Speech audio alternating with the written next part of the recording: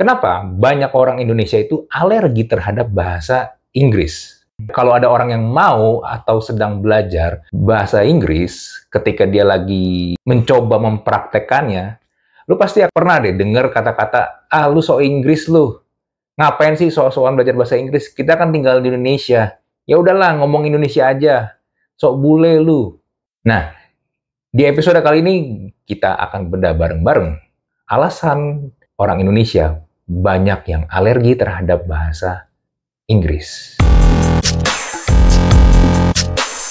Halo semua, thank you yang sudah nonton dan subscribe channel YouTube gua. Dan sekarang gua membuka membership. Jadi buat lu yang pengen join jadi member di channel YouTube gua, lu bisa tekan tombol join dan pilih lu mau masuk tier yang mana. Gua ada 3 macam tier. Tier yang pertama adalah rookie, tier yang kedua adalah starter, dan tier yang ketiga adalah superstar. Nah, lu bisa pilih lu lebih cocok yang mana dan juga sesuai dengan budget lu, dan setiap tier ada benefitnya masing-masing. Oke, thank you dan jangan lupa daftar. Sekarang coba lu jujur deh.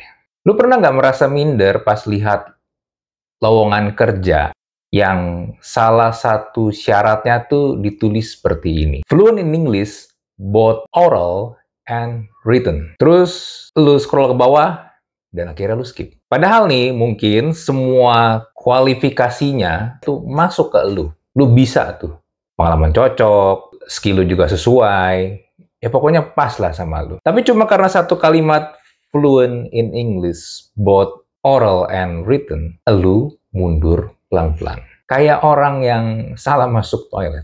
Dan yang lebih parahnya lagi, udahlah lu tertampar kenyataan seperti itu, bukannya lu mencoba belajar, tapi lu malah nyinyir sama orang-orang yang mau dan sedang berusaha melatih bahasa Inggris mereka. Kayak yang tadi gue sebutkan di awal, ngapain sih belajar bahasa Inggris? Sok bule lu. Kita kan tinggal di Indonesia. Ngapain lah ngomong pakai bahasa Inggris? Padahal di sini konteksnya adalah bukan karena sok bahasa Inggris atau enggak.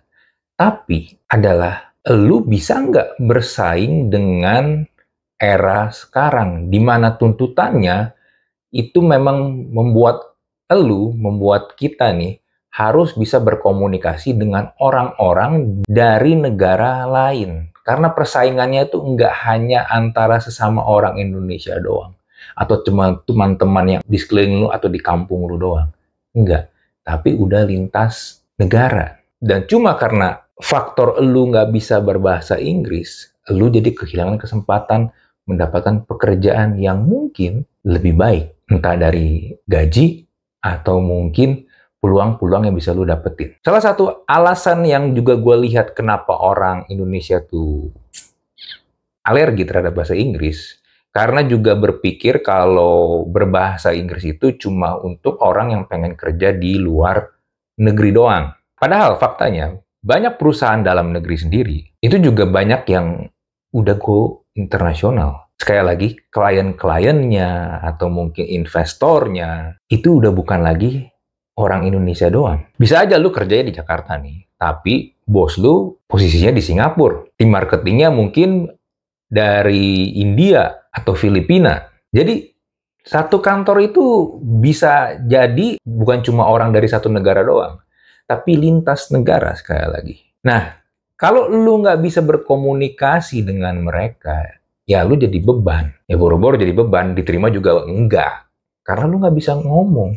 Sedangkan dalam pekerjaan itu, mau apapun tipe pekerjaan lu, komunikasi itu penting banget untuk lu bisa bekerja, yang nggak hanya bekerja doang, tapi juga membagikan ide atau gagasan lu ke mereka. Dan semakin bagus kemampuan lu berkomunikasi dan bisa membuat orang lain yang mendengar itu nangkep dan percaya sama lu, semakin besar pula bayaran yang bisa lu terima sebenarnya. Lalu juga ada alasan lain yang membuat banyak orang Indonesia alergi terhadap bahasa Inggris, yaitu nasionalisme yang sempit dan salah kaprah. Ngomongnya segini, gue cinta Indonesia, jadi gue cuma mau ngomong dengan bahasa Indonesia. Kesannya nasionalis banget nih. Padahal nasionalisme itu bukan berarti lu jadi membatasi diri untuk tidak belajar hal-hal yang lain. Terutama hal yang kemungkinan bisa mengangkat elu, levelnya elu, derajatnya elu. Yang juga kalau lu bisa berprestasi hingga prestasi itu bisa keluar, gak yang hanya di Indonesia doang, lu sebenarnya juga punya peluang untuk membangkitkan rasa nasionalisme ke orang-orang lain juga. Kalau kita sebagai orang Indonesia itu sebenarnya bisa bersaing, kita tuh bisa berprestasi nggak kalah dengan orang yang ada di luar negeri. Tapi ya itu karena terlalu sempit, berpikirannya terlalu seperti pakai kacamata kuda, nggak bisa melihat sekelilingnya lagi ada apa dan apa yang sedang terjadi. Sehingga banyak orang akhirnya menutup peluangnya sendiri. Dan kalau lu perhatiin, gua ambil contoh India deh. India sebagai sebuah negara, ya dibilang negara yang maju banget juga enggak, tapi kalau lu pernah ke sana, ya rusuh, kacau balau ke negara itu. Malah gue bilang lebih parah daripada Indonesia. Tapi gini, ada satu keunggulan dari mereka yang menurut gue tuh bisa dimanfaatkan oleh orang-orangnya, yaitu bahasa Inggris di negara mereka itu udah jadi kayak bahasa kedua. Ya memang mereka bahasa pertamanya bahasa India, tapi mereka juga fasih berbahasa Inggris. Nah, karena di kehidupan sehari-harinya aja mereka udah terbiasa dengan berbahasa Inggris, jadinya ketika mereka, sekali lagi, mendapatkan atau mencari peluang pekerjaan yang lebih baik di luar negara mereka, mereka akan lebih gampang. Halangan-halangan yang ada itu jadi mudah buat mereka. Karena buat mereka ngomong pakai bahasa Inggris, berkomunikasi dengan bahasa Inggris tidaklah sulit. Contoh nih ya, CEO-nya Microsoft, CEO-nya Google, itu orang India. Lalu juga misalnya contoh negara Singapura, yang bahasa utama mereka malah adalah bahasa Inggris. Tetangga kita tuh deket. Apakah mereka cuma berbahasa Inggris doang di sana? Enggak. Ada bahasa Melayu, ada bahasa Mandarin.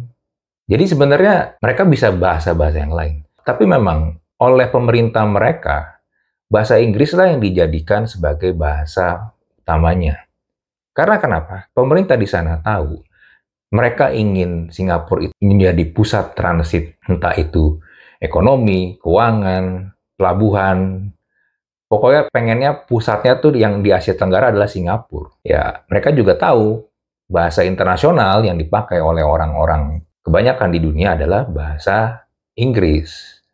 Dan lagi-lagi, karena sudah menjadi bahasa sehari-hari, buat mereka untuk berkomunikasi dengan orang-orang dari luar negeri, untuk bisa tawar-menawar, mendapatkan peluang, jadi lebih mudah buat mereka. Nah, balik lagi ke Indonesia.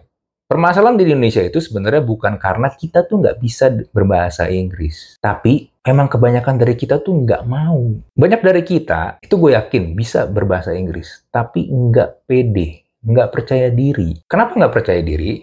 Karena ketika kita belajar bahasa Inggris di sekolah, kebanyakan kita tuh cuma diajarin grammar doang. Udah gitu, kayak ngafal mantra lagi. Padahal, sebenarnya yang dibutuhkan dalam belajar suatu bahasa, itu bukannya grammar lu 100% perfect, lu bisa hafal 16 tenses, enggak. Tapi yang penting, sekali lagi adalah lu bisa berkomunikasi. Lu bisa ngomong dengan lawan bicara lu dan lawan bicara lu paham lu lagi ngomong apa sebenarnya. Informasi apa yang lu pengen sampaikan.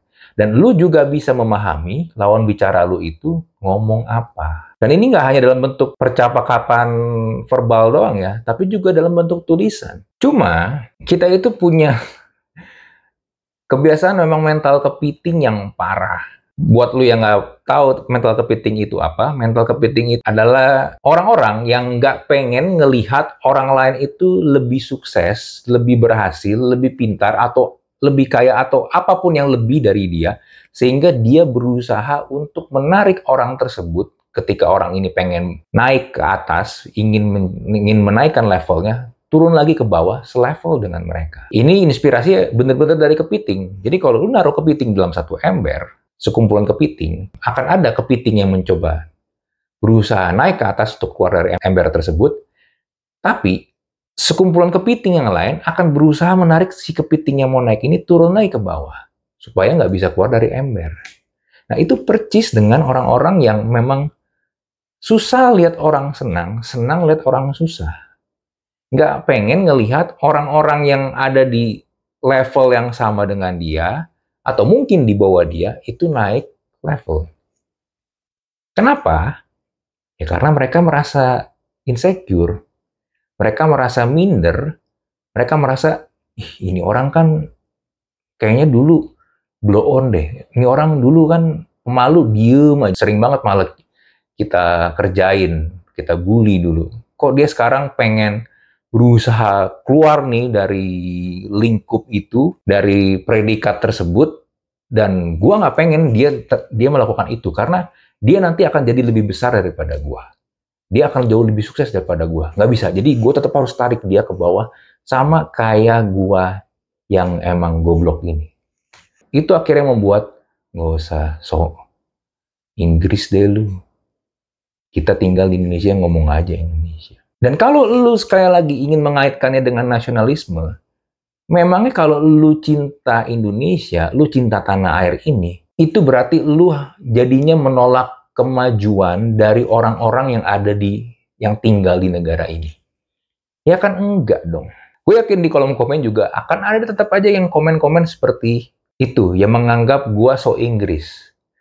Gue nggak cinta Indonesia. Buat lu yang komen kayak begitu, gue mau challenge lu deh, gue mau tantang lu. Apakah lu sendiri sebagai orang yang mengklaim dirinya cinta dengan Indonesia, si paling bahasa Indonesia banget, memangnya kemampuan berbahasa Indonesia lu tuh udah bagus? Memangnya lu paling ngerti bahasa Indonesia? Memangnya lu kalau ngomong nggak belepotan dengan menggunakan bahasa Indonesia?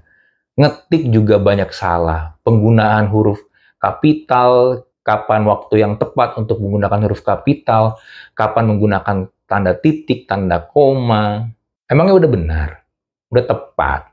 Bisa nggak lu baik membedakan kapan waktu yang tepat untuk imbuhan di? Di-nya tuh dipisah penulisannya atau di-nya nggak dipisah? Bedanya apa sih kata imbuhan di yang nyambung dengan sebuah kata dengan imbuhan di yang enggak nyambung dengan sebuah kata? Bedanya apa? Lu tahu nggak? Lu paham nggak? Contoh nih, di seberang sana, di-nya nyambung atau dipisah? Ayo, tahu nggak? Sekali lagi, gue ngomong begini bukan karena gue tidak mencintai bahasa Indonesia. Gue tetap suka dengan bahasa Indonesia. Gue nulis buku, cuy. Lu bisa lihat ini, Generasi Zombie ini buku yang gue tulis. Nah, cuma konteksnya di sini adalah bukan gue pengen mendorong elu membenci bahasa Indonesia. Bukan, sekali lagi. Tapi gue pengen supaya elu jangan menutupi diri elu untuk tidak mau mengembangkan diri lu sendiri. Naikinlah harga lu. Lu lihat kondisi sekarang nih seperti apa. Apa sih permintaan-permintaan untuk orang-orang yang dibayar mahal. Oh, sekarang nih bahasa Inggris wajib. Biar lu nggak lagi ngelihat, oh ada lowongan pekerjaan, gajinya gede, lu bisa semuanya, kualifikasi yang lain tuh lu cocok, tapi karena lu nggak bisa bahasa Inggris, lu jadinya nggak ambil itu. Atau malah sekarang sebenarnya nggak hanya bahasa Inggris, juga bahasa Mandarin. Gue pernah beberapa kali ngelihat kasus seperti ini ya. Karena bisa berbahasa Mandarin dan kualifikasinya memang juga ditulis di situ harus bisa berbahasa Mandarin, bayarannya itu bisa beda 5-10 juta. Dibandingkan pekerjaan yang kurang lebih sama dan mirip, tapi dia tidak bisa berbahasa Mandarin. Jadi ini sebenarnya bagaimana caranya lu melihat peluang. Apa nih yang sekarang lagi memang permintaan pasar seperti apa? Ya kayak lu lagi bisnis aja, lagi dagang aja, ngelihat apa sih trennya sekarang yang dibutuhkan. Kan lu sebagai seorang pekerja, atau mungkin juga sebagai seorang pebisnis, harus melihat itu dong. Lu harus memenuhi pasar tuh atau market butuhnya apa. Karena kalau lu nggak bisa adaptasi, yang ada nih, ya lu karatan, lu nggak dipakai. Nah giliran lu nggak dipakai, atau malah nanti nih pekerjaan lu udahlah gitu-gitu aja, nggak produktif, hasilnya juga biasa-biasa aja, dan lu juga nanti bisa digantiin sama AI. Mending sama manusia, digantikan sama AI. Udah, habis hidup lu. Dan lu akhirnya ngeluh, menyalahkan keadaan. Yang sebenarnya lu bisa mengubah keadaan itu kalau lu mau upgrade diri lu. Jadi jangan mimpi gede atau pengen kerja di perusahaan yang besar. Kalau lu baca job desk dan kualifikasinya aja lu udah gemeter. Lu udah minder. Karena yang rugi itu adalah lu sendiri. Serius. Nasionalisme sempit, mental kepiting yang berusaha supaya orang-orang yang lu lihat pengen naik kelas itu nggak bisa naik kelas, itu sebenarnya cuma bentuk dari penyangkalan diri lu kalau lu memang minder. Lu takut mereka lebih sukses daripada lu. Lu itu sebenarnya iri dan dengki melihat ada orang yang mau berusaha lebih baik daripada diri lu. Dan lu takut itu terjadi. Oke, seperti biasa, kalau lu punya pertanyaan, lu pengen membagikan opini lu, silakan bisa langsung tulis di kolom komen. Kita jumpa lagi di Thinking Room episode berikutnya. Bye!